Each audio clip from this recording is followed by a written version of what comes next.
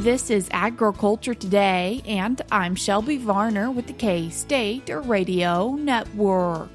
Glynn Tonsor, K-State livestock economist, kicks off today's show as he highlights the cattle market, feedlot returns, and meat demand and their impact on the cattle industry. K-State weed specialist Sarah Lancaster continues the show as she reminds growers about the importance of Pre-emergence Kochia Control and what their options are. Ending the show is K-State fisheries and aquatics extension specialist Joe Gerken as he explains what could be impacting water quality in livestock ponds. That and more is coming up ahead on Agriculture Today.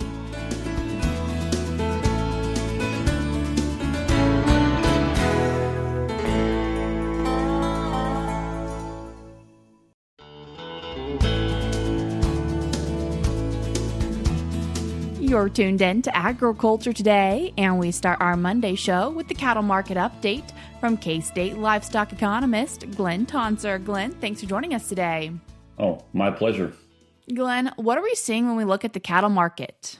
Yeah, this past week was sort of mixed up a little bit, depending on which class and market I'm actually going to quote here. AMS called the fed cattle 5 market average up about $1 on the week, 241. For some context, that's up about $11 so far, 6 weeks in. When we look over to the feeder cattle market, specifically Pratt's the one I made my notes on, AMS called it uneven. I mean, there's examples of up and down, not a lot to comment on there. 3 lots, just of note, 85 head weighing 542, came in at 511. 160 head weighing 731, came in at 396.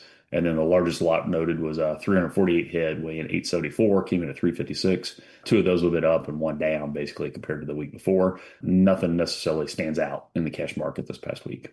And what about when we look at futures? Yeah, so there was a little bit more strength on the board. So Friday closes for live cattle, April was up about $3 on the week at 240, up about $9 so far here in 2026. So again, kind of lockstep with the cash increase for the year so far, I noted earlier. March feeder cattle closed at 366, up about $2.50 on the week, and up a little more than $20 so far here in 2026. To put a bow on that for a moment, there's ongoing support in the market, like over the last 6 weeks, not just this past week. Tight supplies and I call it stable beef demand signals give us that so far this year. And are we continuing to see that same story when we look at boxed beef? Overall, yes. Now, this past week was a little bit, again, a mixed bag. Choice was down $4, closed at 365, so down 4 compared to the Friday before. Select was down less, about $1.50, closed at 363. That choice select spread being basically $2 at the end of last week is particularly narrow. That's happened before. This time of year, it's commonly narrower, and it typically widens as we go now through kind of the peak and grilling season, 4th of July type part of the year. A lot of folks watch that as one beef demand signal. We'd expect choice to outpace select more if demand is improving.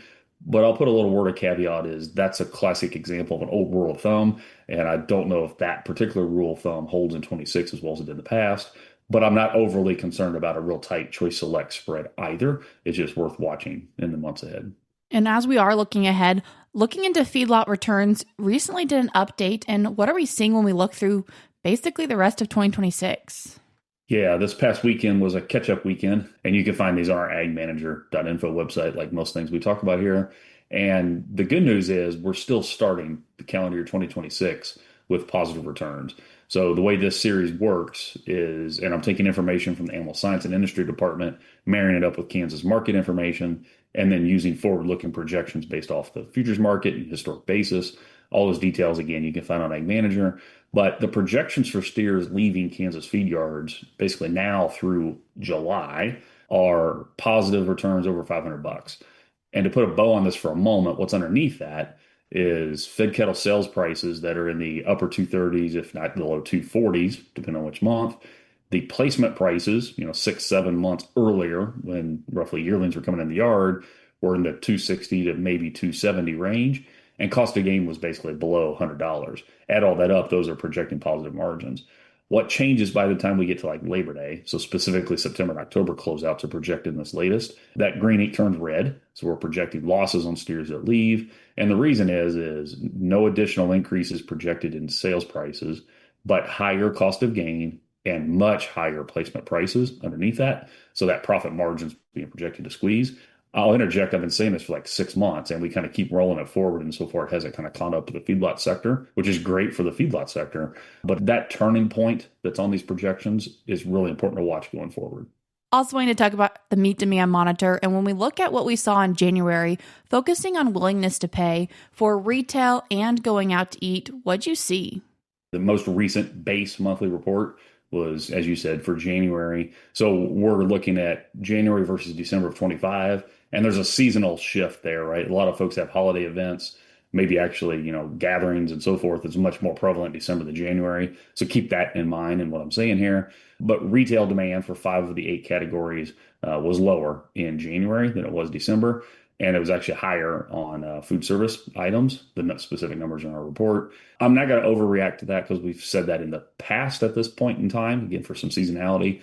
It's also not uncommon that even if you want to keep meat protein in your diet, you have this kind of broader, oh crap, look at my credit card statement January 10th after the Christmas holiday. Folks in January, February tend to play catch up, so to speak, on paying down credit cards from the holiday effect. And we'd expect that to have kind of a broader, financial impact on the meat demand sector. And that's worth watching, but I'm cautiously optimistic that particular force will be short term and mitigate. Maybe it's already mitigated here early in February. And what about when it comes to looking at household finances and people's willingness to include meat in their meals? We end the January base report, as we've done probably for nearly 2 years straight, Shelby. There's been a lot of interest in this, saying what the mix of favorable versus unfavorable finances is, and then tying it to something meat specific. And specifically for January, 18% of the public say their household finances were better than they were January of 25. About 48% said they're the same, and that leaves the remaining basically third, 35%, saying they've gotten worse. I always interject here, no matter what media outlet I'm talking about. I wish it was more than 18% saying they're doing better, but that's a number that's kind of on par with what we've had for several months. What's really important, and we highlight this in the January report, is if you tell me your finances are better than a year ago, you're way more likely to include beef and as well as either pork, chicken, or other proteins in your meals yesterday. If you tell me things are getting worse, you're way more likely to say, no, I skipped meat protein. And that's because meat isn't the cheapest item, right? So there's this financial connection. But to go further with that, not just in your meals, where? So you're way less likely to go out to restaurants if your finances are deteriorating. The away from home food spending in particular is higher if you tell me your finances are improving. Now, to bring that specific to beef for a moment, think white tablecloth steak demand, right, is directly tied to this. Ground beef through the retail versus ground beef through restaurants may not be quite as tied. So there's a cut level distinction to that narrative. You and I've talked several times about the K-shaped economy, kind of the differences in spending between those that are doing better versus not. That's really what we're alluding to here, but just some meat specific examples of it. And do people have the opportunity to see more from the meat demand monitor as we look ahead? They sure do. And again, shout out to Beef and Pork Checkoff for funding this project. We're now 6 years into this. And actually just today was the latest big report was posted. And when I say big report, it's not for the faint-hearted, but it is picture heavy. We just put out a summary of all the trends and kind of the main takeaways, if you like, from February 2020, which is the first month we collected data, through December of 25. So it's over 190,000 respondents during that period. It's a very dense data set at this point. Again, shout out to the checkoff programs. Shout out to you and all the other media partners that have helped roll this out.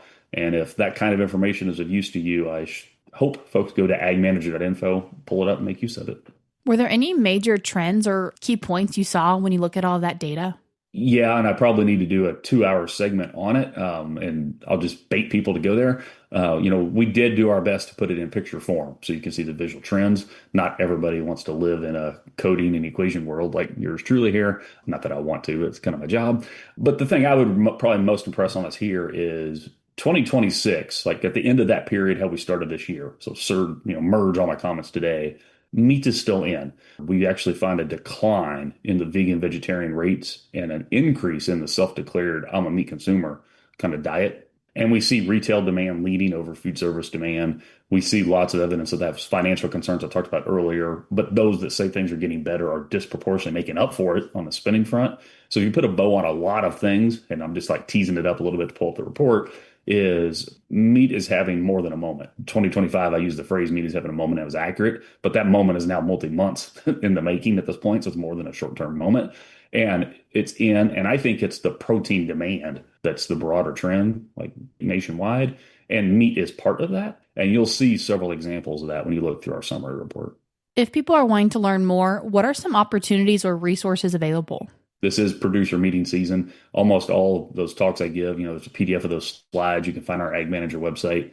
The middle of January, to give a shout out to one specific one, maybe, the American Meat Science Association had me on and I did a webinar called Economic Drivers and Market Trends in Meat. Maybe not the fanciest name, but basically for an hour, I kind of talk for a half hour and then answer questions for a half hour, summarizing when we talk meat demand, what do we mean? What are the patterns in that? There's some meat demand monitoring information in that as well. The role of strong consumer demand in supporting particularly cattle prices the last 2 years. Quite frankly, Shelby hasn't gotten enough attention. I kind of beat that drum because I think it's my job, but more generally, I think that needs more attention and credence to that point. And I highlight that in that webinar. So if you want to see more about that, kind of hear me talk about that, maybe illustrate that better to understand the concept, please make use of that AMSA webinar. And you can Google it, or again, you can find it cross-linked on my Ag Manager page. What upcoming opportunity do people have to hear more about the meat demand and beef demand from you, Glynn? Yeah, the one that comes to mind is March 6th here in Manhattan, KSU Cattlemen's Day. I'm slated again to give a broad outlook. And as just noted, I will talk quite a bit about beef demand, its role in 24-25, and everything else. And there's probably things that are going to develop between now and then. So I look forward to seeing folks there. Glynn, I appreciate you taking the time to join us today. Thanks for having me on, Shelby. That was K-State livestock economist Glynn Tonsor. I will link his webinar, Economic Drivers and Market Trends in Meat, in today's show notes on agtoday.net. We're cutting to a short break now, but we'll be right back.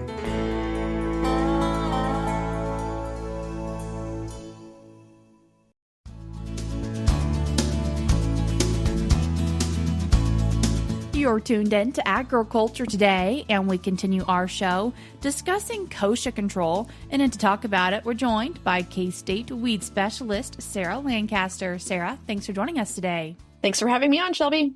Sarah, every year we take the time to talk about kochia, and as we're looking in 2026, why do we want producers to start thinking about it now? So the key for good kochia control for most of our guys is a early spring application that has some residual activity.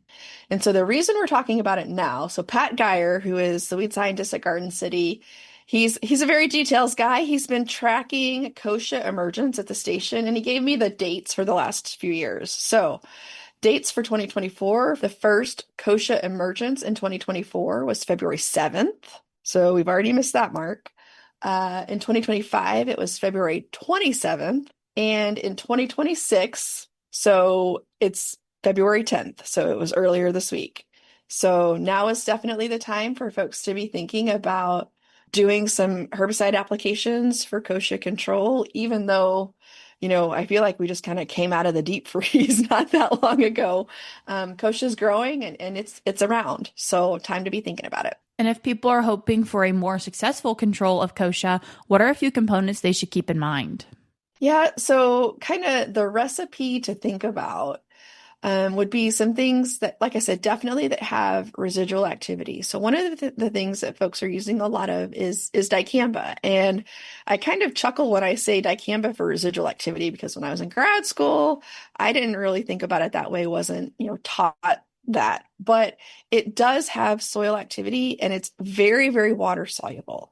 So dicamba is a good component to kind of have in there to have a herbicide that's active with low levels of soil moisture. And then other products that we can use would be things like potentially Callisto or other mesotrione products, metribuzin. So products like most folks know that as Suncor. Sulfentrazone is another good option. And then probably the most economical option for folks would be a flumiaxazine type of product or a Valor type of product. I'm going to take the time to talk through a few of our major crops in Kansas. And first, when we look at corn, what are a few key considerations for that crop? So thinking about corn, one of the things about corn is a lot of our growers are pushing that planting date back for corn, right? Especially as we think about folks out west where we have more problems with kochia. So there is going to be an extended period of time there where we need to control kochia. So a heavy rate of atrazine is pretty common there because some of the products like sulfentrazone that I mentioned earlier are going to kind of limit your planting date in terms of corn. Other things to think about that folks have seen good control with in terms of research plots, we could look at something like degree extra, a verdict application. So verdict would be outlook plus sharpen, and then balance flex can also provide good control. So those are just some options in corn systems.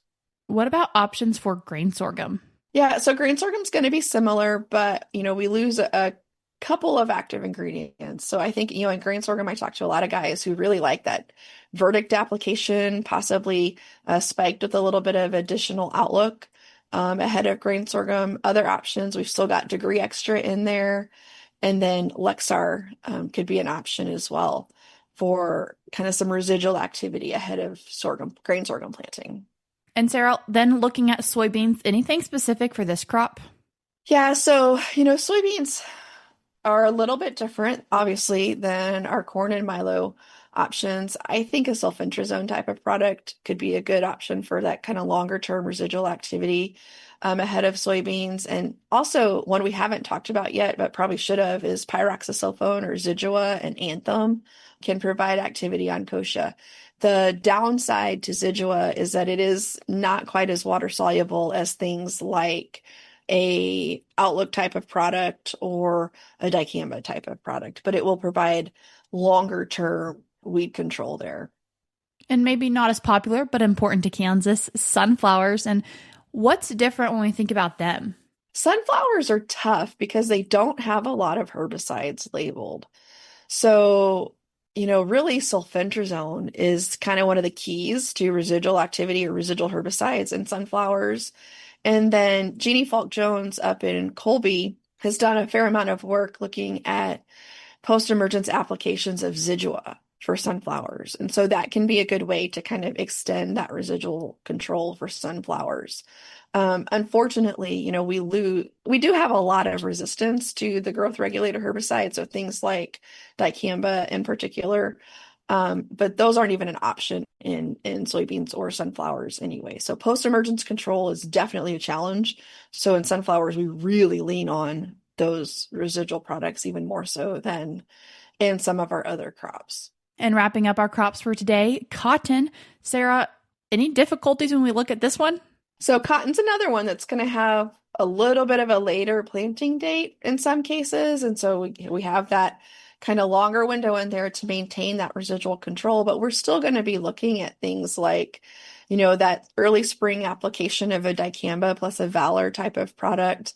Other things to think about if you want to go in right before planting, they're a little less common products, but things like the active ingredient flumetron, so that's Cotoran, or Diuron, which is Carmex, can be used in cotton in addition to the flumioxazin products. If people are working on planning ahead, do they need to also take into consideration where they're planning on planting wheat this fall? Yep. So if we've got somebody who's in a chem fallow or eco fallow situation, obviously that's a different beast because there's no crop competition out there. So the residual herbicides that we've talked about are still in play, economical options. Again, a flumioxazin-based product like Valor, a metribuzin-based product, a sulfentrazone-based product, those can be affordable. From the post-emergence perspective, as we start, thinking about, later in the year applications, some products that folks might want to look at would be the Scorch products, which are a little bit newer additions to the chemical weed control guide, but I will tell you they do have very good activity on emerged kochia based on some trials that I evaluated in Hays a couple of years ago. And while we're thinking about kochia control, focused more towards pre-emergence, but as you noted, we're already seeing some emergence of kochia. If people have missed that pre-emergence window, go ahead and go out and try and fight it? Yeah, I mean it's not an option, right? Because there's probably going to be some more flushes coming, right? We're just starting to see. Usually with most of our weeds, that first flush is not a real big one. So probably most of the kochia is still to come in the vast majority of our field. And so yes, it's important to go out with that application. Just thinking about products, assuming no resistance, dicamba could be an option. Unfortunately, sometimes gramoxone is kind of where a lot of guys land. The trick is that kochia is really hard to control when it's small because Shelby, you were commenting earlier on the pictures that we had in the e-update, right? They're these tiny little puff balls of plants, which our farmers that have seen this know this, and that buzz on there just makes it really hard to get good contact between the herbicide droplets and the plants. So while it makes for a really nice picture, it's terrible for weed control. So that's one of the big reasons why pre-emergence applications are so important for our guys. As we're talking about herbicides, important to make the reminder that we need to follow the label. The label is the law, Shelby. One of my weed science bumper stickers, right? Yeah, the label is the law. And so just paying attention to maximum allowed rates, paying attention to application timings that are labeled, and also, especially as we move into the time of year when we have more crops up to cause non-target injury or losses, just making sure you're paying attention to things like, wind speed and ground speed for the rig and droplet size and things like that. So yeah, unfortunately, part of my job is to remind folks that the label is the law and they got to follow it.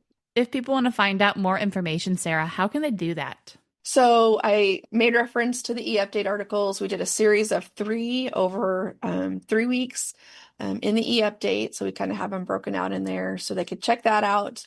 And then another option would be to, as always, check out the 2026 Chemical Weed Control Guide. So if folks don't have their hard copy, they can get one from their county extension office, or I'm making the rounds in Western Kansas next week. So I'll have them with me at a handful of locations out west next week. Sarah, I appreciate you taking the time to join us today. Thanks for having me, Shelby. That was K-State weed specialist Sarah Lancaster. If you'd like to read more on this topic, you can do so by checking out 3 agronomy e-update articles. The first one is titled Pre-Plant Herbicide Applications for Kochia Control. The second one is titled Late Winter Kochia Control in Fields Going to Corn or Grain Sorghum. And the third article is titled Late Winter Kochia Control in Fields Going to Soybeans, Sunflowers, Cotton, and Wheat. I, of course, will link them in today's show notes on agtoday.net, or you can also find them for yourself by going to eupdate.agronomy.ksu.edu.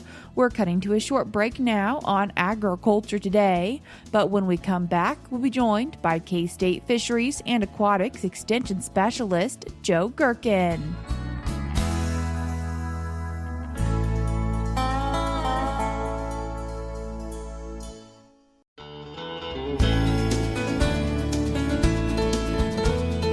You're tuned in to Agriculture Today, and we conclude our Monday show talking with K-State Fisheries and Aquatics Extension Specialist Joe Gerken. Joe, thanks for joining us today.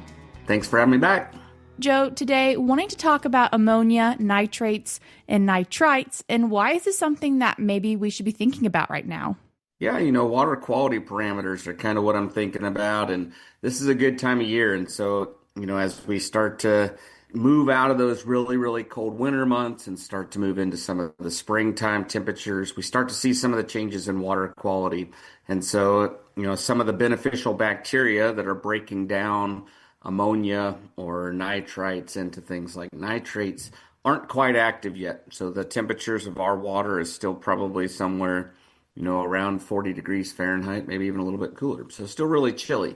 And so most of these bacteria go dormant when they're in those temperatures. And so we might start to see the accumulation of some of these different parameters that can affect how much water the livestock are drinking or the palatability of it. So just something I thought we could visit on today. How is it getting into the water? So a lot of these nutrients start out from livestock. And so a lot of the feed that we're feeding is high in different nitrites, different sources of nitrogen that then, get excreted by the animal and wash into the waterways. And so you might also see this, in warmer months, animals tend to be inside of the water, right? If your animals are drinking from the pond, they can be a big source of that. But other things can add to it too, things like, fertilizers that we're adding to agricultural fields, but lots of different ways that the nutrients can get into the water itself. It's important to kind of monitor that and understand some of the things that might mean for our livestock. How does one monitor that? Yeah, there are a lot of different tests out there, and your local extension agent can probably help get you in touch with those. If you're interested in getting more specific values, you can send a sample to Kansas State to me, and I can run that for you. That's something free offered through extension. So basic water tests are something that we can definitely help you out with. But if you're a bigger operation, monitoring your water quality is something you definitely want to do. As you've mentioned, water quality is important. But what does this truly mean for livestock being willing to drink out of those water sources? Yeah, there's a lot of research that shows that cattle prefer cleaner water. And so things like really small amounts of manure can make the palatability of it decrease. And so your cattle will start drinking less water in a lot of cases, and that affects how much they're eating and their daily gains. So something you definitely want to keep track of. At the end of the day, livestock are going to drink, and so they need to have access to water. If they only have access to dirty water, they're still going to drink it. They're not going to be stupid enough to not go drink that water, right? But the amount that they consume can change based on different parameters, and that might be things like manure, or it might be things like ammonia, it might be heavy metals. So there's lots of water quality parameters that can affect the livestock, how much they're drinking, and that at the end of the day affects the value that we're gaining from those livestock. Does this have any impacts on the aquatic life? Yeah, one of the big things that we see is aquatic vegetation. And so the amount of nitrogen in the water itself, if we see peaks, it can lead to more vegetation. We generally have a nitrogen cycle where bacteria eat up a lot of the nitrogen in the system. But in the colder months, those bacteria slow down. They go dormant. And so they'll keep ramping up till the water temperature gets up somewhere around 75 or 80 degrees. They can start to use some of those nutrients. But until then, things like the aquatic vegetation that we see, filamentous algae, often called pond moss, might start to creep up on us. So a good time of year to get out there, start managing your vegetation as well. That was a good segue into that, Shelby. We've talked about the water being too cold, but does the water ever get too hot? Yeah, most of the time, no, it buffers itself. We tend to start to get up around that 80-degree mark, and that's about as warm as we can get. Thankfully, we cool off at night. And so it doesn't usually tend to get too hot, but it can. And if it gets too hot, the same thing happens as when it gets too cold. And so a lot of the activity that we would see in the water would tend to slow down. It would never stop when it gets hot. It would just reach a point where, it's a little too warm for them. But that's not something that we commonly see in Kansas. That was K-State Fisheries and Aquatics Extension Specialist Joe Gerken. That's all we have for you today on Agriculture Today, but we'll be back with more for you tomorrow.